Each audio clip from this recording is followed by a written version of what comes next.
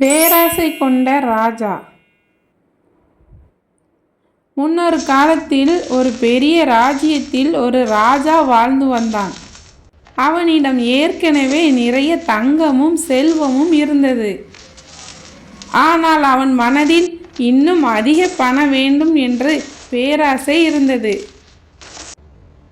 அவன் தினமும் ஒரு விஷயத்தை மட்டும்தான் யோசிப்பான், எப்படி இன்னும் அதிக செல்வம் கிடைக்கும் என்று. ஒரு நாள் அந்த ராஜ்யத்திற்கு ஒரு முனிவர் வந்தார். ராஜா அவரை சந்தித்து கேட்டார், எனக்கு உலகத்தில் உள்ள எல்லா தங்கமும் வேண்டும், அதற்கான வழியை சொல்லுங்கள் என்று. அதை கேட்ட முனிவர் சிரித்தார். பிறகு அவர் கூறினார், நான் உனக்கு ஒரு வரம் தருகிறேன், இனிமேல் நீ தொடும் எல்லாம் தங்கமாக மாறும் என்று. அதை கேட்ட ராஜா மிகவும் மகிழ்ச்சியடைந்தான்.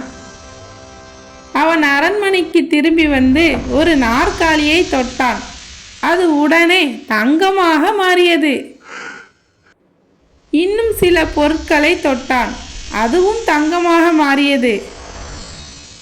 ராஜா மகிழ்ச்சியில் சிரித்து கொண்டே, இப்போது நான் தான் உலகிலேயே பணக்காரன் என்று நினைத்தான். ஆனால் சில நேரம் கழித்து ஒரு பெரிய பிரச்சனை ஆரம்பித்தது. ராஜா உணவு சாப்பிட முயன்றான். ஆனால் அவன் உணவை தொட்டவுடன் அது தங்கமாக மாறிவிட்டது.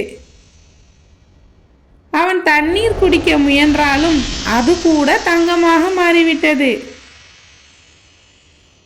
அவன் மிகவும் கவலையில் இருந்தான். அந்த நேரத்தில் ராஜாவின் சிறிய மகள் அவனை பார்க்க ஓடி வந்தாள். ராஜா அவளை அன்பாக அணைத்தான். ஆனால் அந்த நொடியில் அவளும் தங்கச் சிலையாக மாறிவிட்டாள். அதை பார்த்த ராஜா மிகவும் துயரத்தில் அழுதான். அவன் உடனே முனிவரை அழைத்து, எனக்கு தங்கம் வேண்டாம், என் குடும்பம்தான் வேண்டும் என்று கேட்டான். அப்போது முனிவர், பேராசை மனிதனை அழிவுக்கு கொண்டு செல்லும் என்று கூறி, பிறகு அவர் அந்த வரத்தை திரும்ப எடுத்துக்கொண்டார். எல்லாம் மீண்டும் பழையபடி மாறிவிட்டது. ராஜா தனது மகளை மீண்டும் பார்த்து மிகவும் மகிழ்ந்தான். அந்த நாள் முதல் ராஜா பேராசையை விட்டுவிட்டு நல்ல ராஜாவாக வாழ்ந்தான்.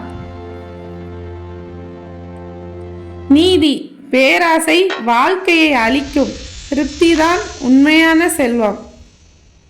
இந்த கதை பிடித்திருந்தால் லைக் பண்ணுங்க. இது போன்ற அழகான கதைகள் கேட்க நம்ம சேனலை சப்ஸ்கிரைப் பண்ணுங்க.